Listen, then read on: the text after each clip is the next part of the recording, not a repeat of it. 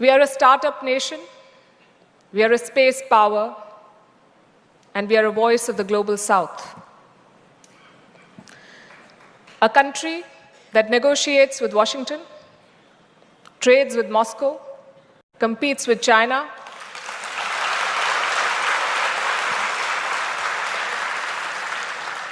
builds with Tokyo, and still finds time to send mangoes to West Asia.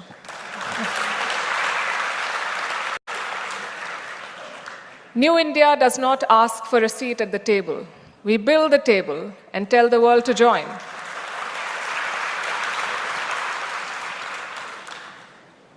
And whatever I've said so far is not rhetoric.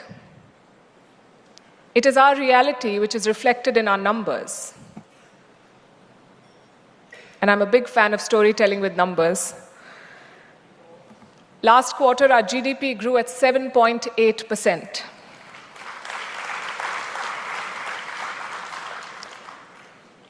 And this happened at a time when the US is staring at a slowdown. You must have seen the latest Fitch report. It also happened at a time when Europe is flirting with recession, when China is struggling with the weight of its debt burden. India is running.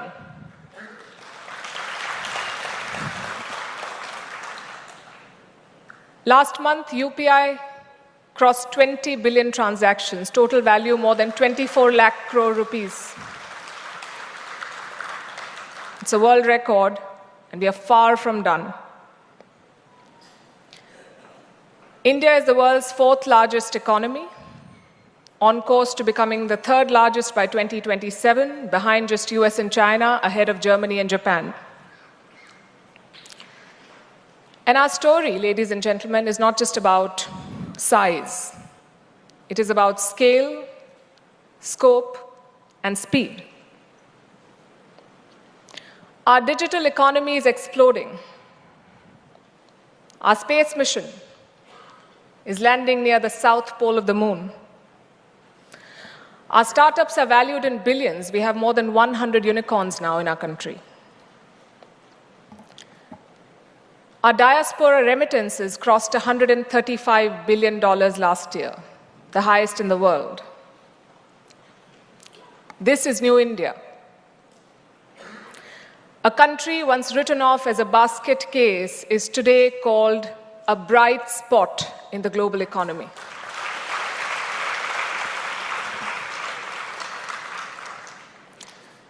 So what makes New India tick? I can think of 5 Ds. My first D is demography. Half our population is under 30 years of age. Yes, they spend too much time on Instagram. And they also want a promotion in the first month in office. But they're ambitious. They're unafraid. They're entrepreneurial. They are hungry to make a mark, and that is our strength that we must celebrate.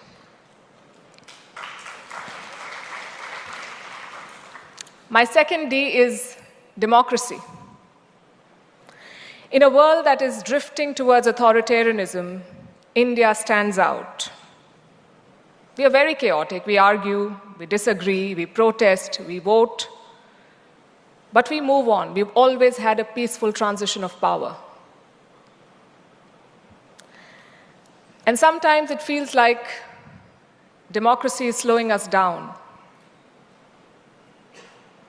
But we must remember that democracy is also what saves us. It is what makes us who we are, a noisy, chaotic family of 1.4 billion people. The third D on my list is diversity. 22 official languages, hundreds of dialects, and every religion under the sun. India is not a melting pot. We are a very big thali, where every dish retains its unique taste, and together it makes a meal. The fourth D is digital power. from Aadhaar to UPI, India is building a digital public infrastructure at scale. We have shown that technology can deliver inclusion, and in such large numbers. My fifth D is diaspora, 35 million Indians abroad, policymakers, CEOs of global giants, doctors, engineers, entrepreneurs. They are India's brand ambassadors. No PR agency can match them. Now, if you put these 5 Ds together, demography, democracy, diversity, digital power, diaspora, what you get is a country that is not just a regional player, it is a global power. Not just a market, but a shaper of rules. Not just a voice, but an agenda setter.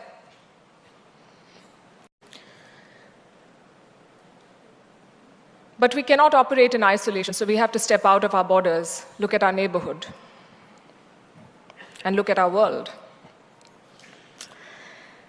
Our world is changing fast, unpredictably, and often chaotically. American unipolarity is over. Chinese ascendancy is facing headwinds. Europe is struggling for relevance. Russia is gambling with aggression. West Asia remains a powder keg.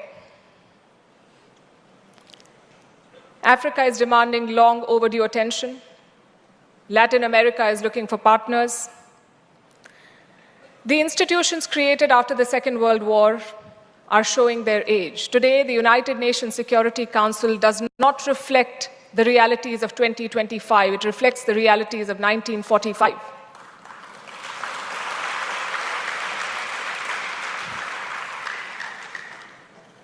The World Trade Organization is struggling to function. The IMF and the World Bank face questions of legitimacy.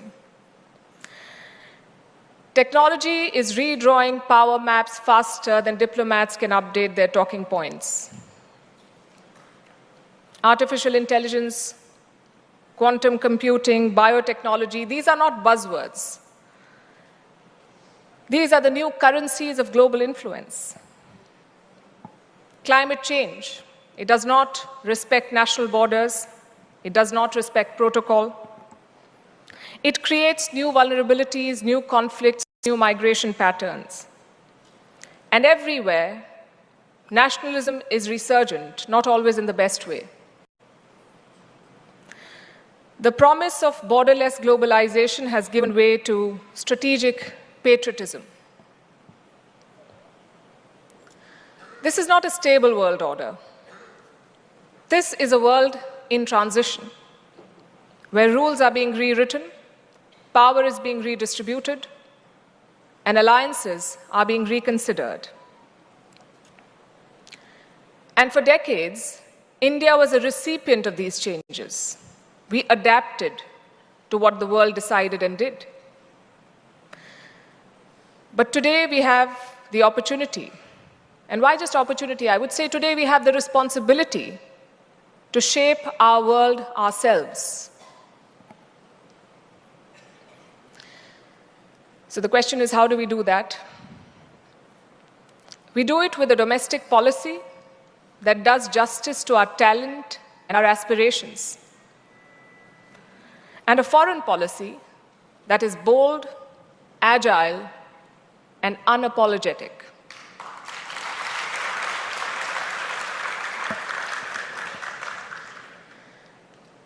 Look at the G20 in Delhi. India was the chair last year. We put the global south at the center of the conversation. Look at BRICS. Look at the Quad. Look at the SCO. India is part of all these clubs, sometimes competing, sometimes cooperating, always balancing, and always consequential.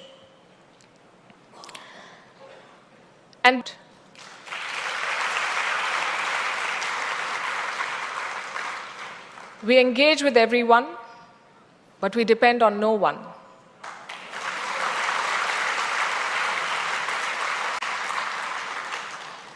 And our biggest commitment is to our national interest.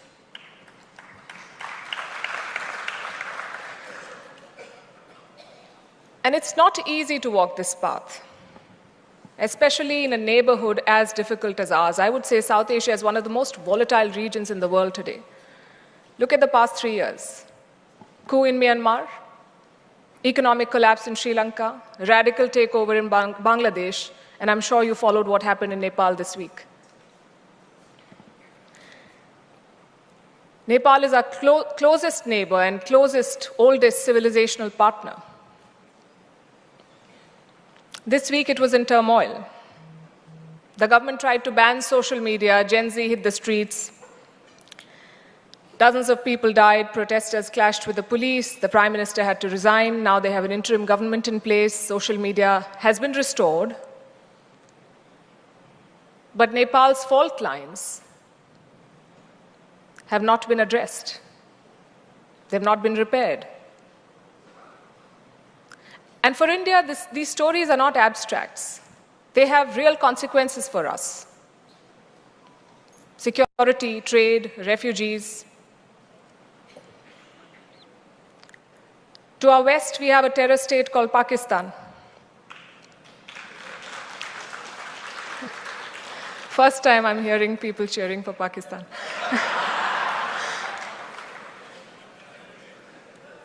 We have Afghanistan that is ruled by the Taliban. And we have China, which remains our biggest challenge. I think the handshakes in Tianjin will not change China's DNA. We must remember that. Our friendship may be framed on paper, India and China. But the reality is steel and barbed wire along the LAC. And we must remember that. China wants Asia for itself. India says there's room for all of us to grow. And that contest will define this century. And what makes life even more complicated is the uncertainty around us. I recently learned a new term called VUCA. Have you heard of VUCA? V-U-C-A. V for vulnerability, U for uncertainty, C for complexity, and A for ambiguity. They say we live in a VUCA world. That's VUCA for you.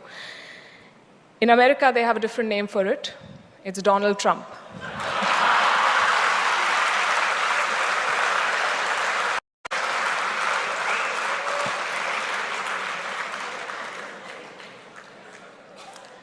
His tariffs have single-handedly destabilized the world. He believes, I think he truly believes that it's a magic wand.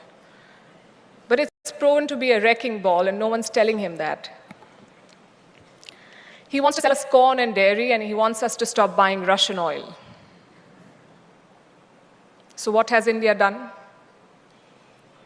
We continue talking. We pursue a deal.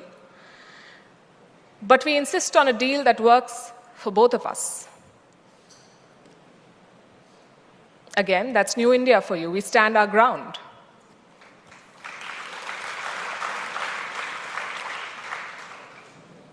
But the larger point I'm making is this, that our world is messy and our neighborhood is chaotic.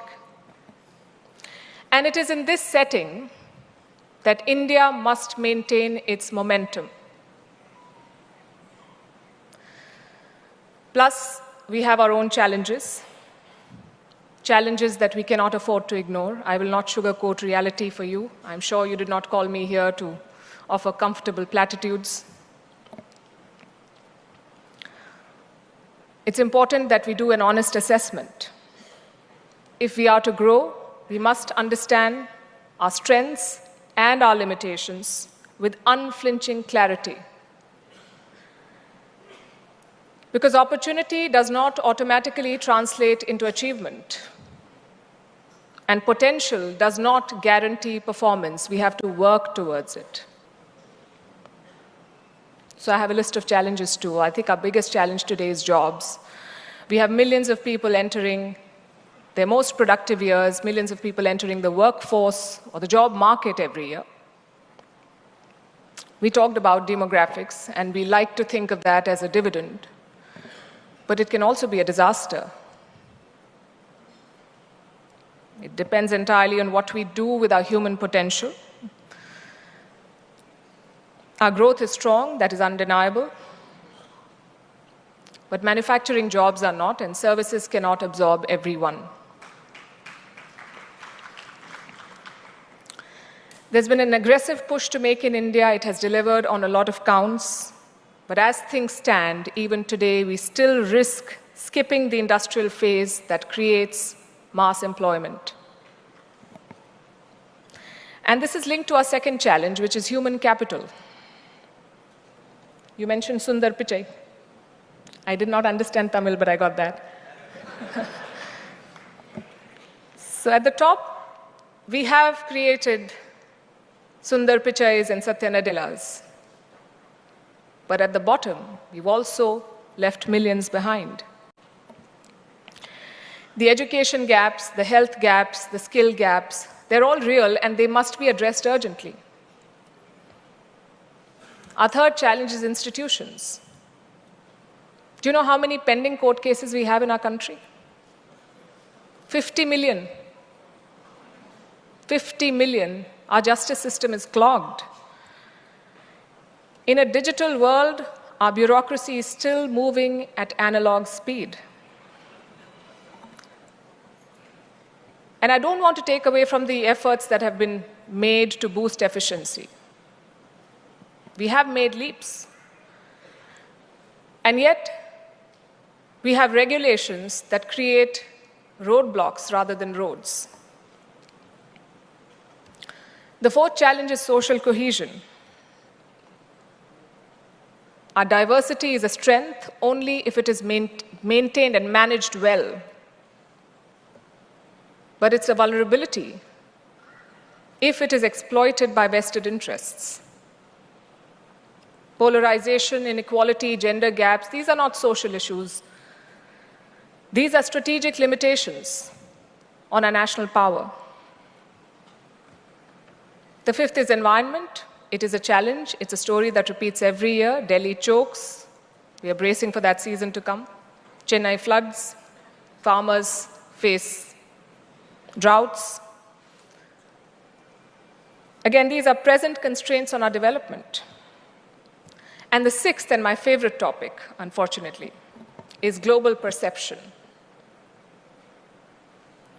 Old stereotypes still haunt us. We may have reached the moon, but the world is still talking about snake charmers, call centers, poverty porn. The world often sees us through someone else's lens. And that narrative must change, and no one else is going to do it for us. We have to do it for ourselves. We have to take charge of our story.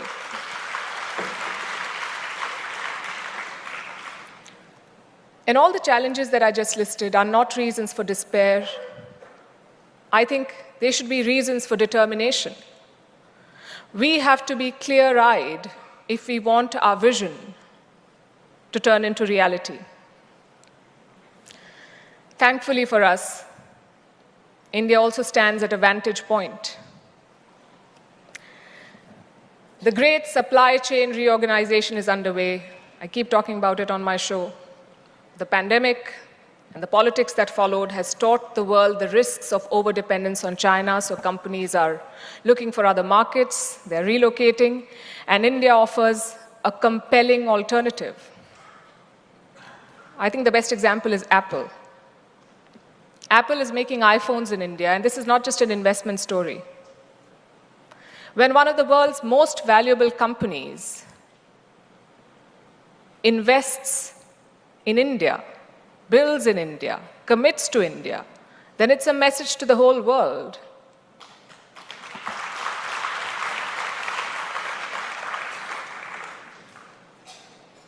Then we have energy transition. The world is talking about clean fuel, and here India is poised to take the leadership role. Our renewable capacity is growing impressively. TamilNadu, again, is a great example.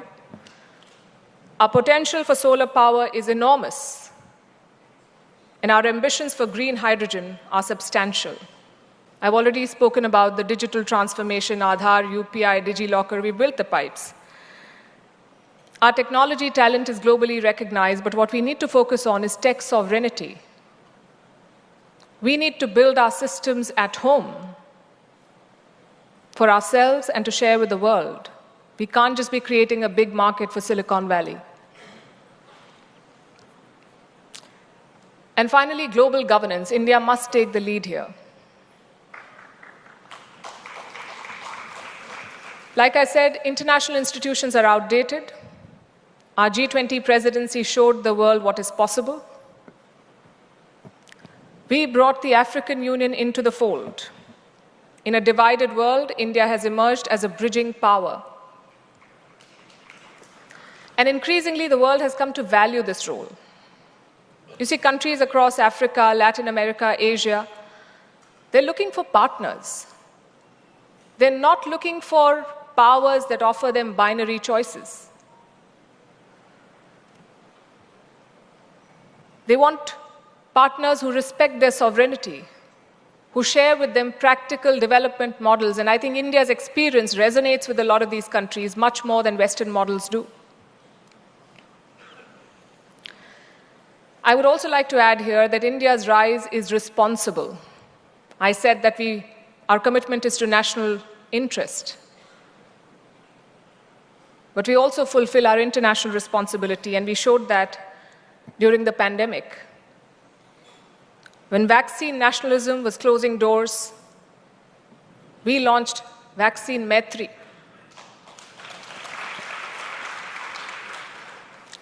India sent vaccine doses and medical supplies to more than 100 countries because our strategy was solidarity.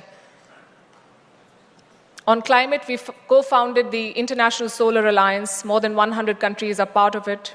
Again, this puts the Global South at the heart of the energy transition. And then, of course, our digital public goods. Countries are increasingly learning from them and adopting them. So we don't just speak for the Global South, we also build for it. And a big part of what we're building is strength, including military strength. India is emerging as a defense exporter. And we are offering the world systems which are affordable and reliable. Those who do not know about, most of you know, but still I'll give a small brief on this TV. She TV is a media channel dedicated to promote and protect, preserve the great civilization of our land by touching upon all aspects such as society, culture, language, history, art, literature, science, and catering to the needs of all sections of the society. They have built a very successful YouTube channel with about 250,000 subscribers.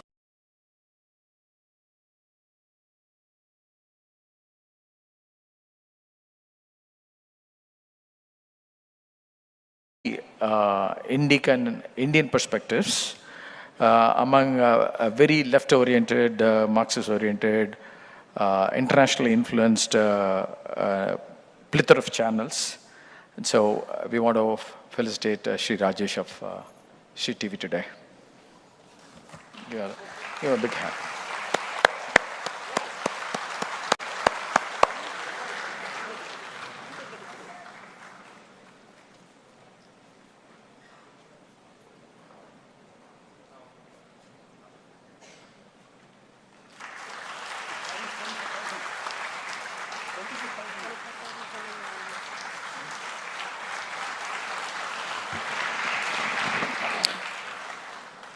We are also giving a small cash award, which just Panditji distributed.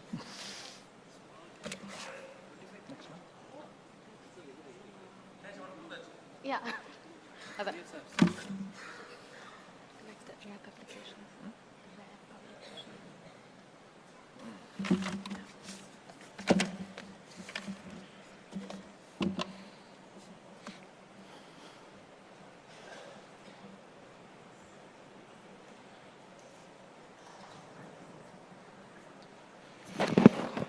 The other media that we want to honor today is Rare Publications. Rare Publications was founded in 2013, and they've been supporting publishing relevant Indic materials. They have publications in Tamil as well as in Hindi. To reach readers in multiple languages, they operate in Tamil, Aadharam Veliyidu, and in Hindi, they have Aadhar Prakashan.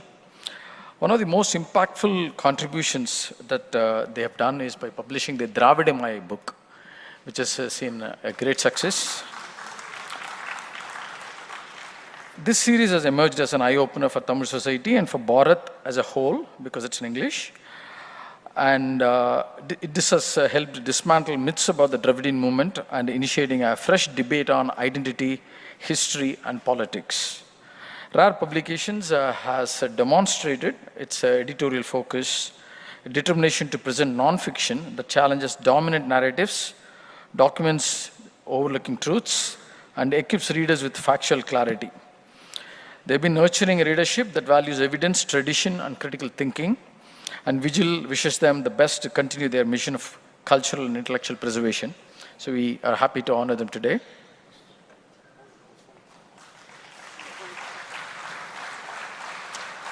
This carries a cash prize.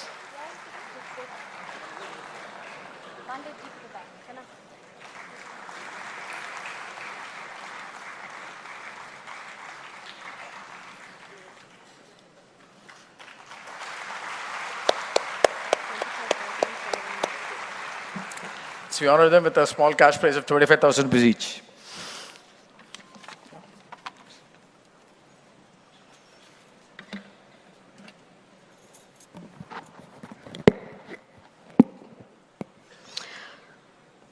Okay, so two